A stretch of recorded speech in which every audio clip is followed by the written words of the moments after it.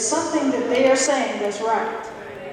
And I think that it is important to look at those essays. While I think one of them has a little wonky information about the Virginia story, from that point moving forward, where they're talking about what has happened, the legal structure and so forth, that's really important.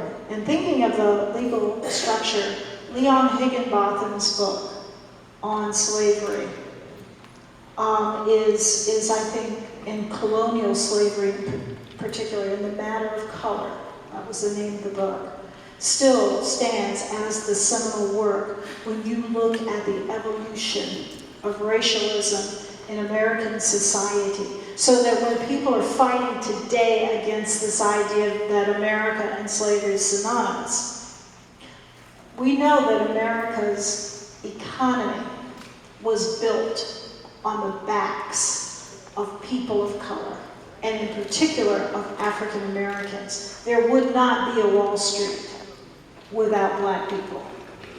And there was another question that was asked about what are my thoughts about the Virginia curriculum not having the story of 1619. Well, I have to tell you, what are my thoughts about the Virginia curriculum? Let's just leave it right there. Okay. I have a lot of issues. And it's because conservatives who have a political agenda are writing that curriculum. As a historian, I'm appalled by a lot of the things that's in the curriculum, and I have said so publicly and in writing. There's a lot of inaccuracies. There are more it is harder for me, it's easier for me to point out the accuracies than the inaccuracies. My hand got tired writing when I was reviewing it. And it's because historians are not writing it. Politicians are, with a very specific political agenda. And when you have that controlling what your children learn and understand about history, then you divorce them from their history, because it is something critical to understand that it is all of our history. Yes. It is not just, Yes. it annoys me when people say, well, you know what, that's a great subject for black history. And I remind them, what is the difference between American history and black history?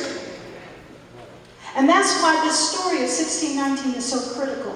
If you divorce the landing of blacks in this colony from the formation of a governmental structure that helped to create a system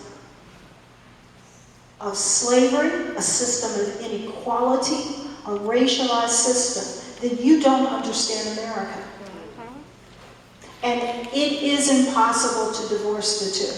So I'm working, in fact, we have a new center at Norfolk State called the Center for African American Public Policy. And we are working to help to bring some of this information to the forefront using scholars, research, and so forth, but also coupling that with advocacy.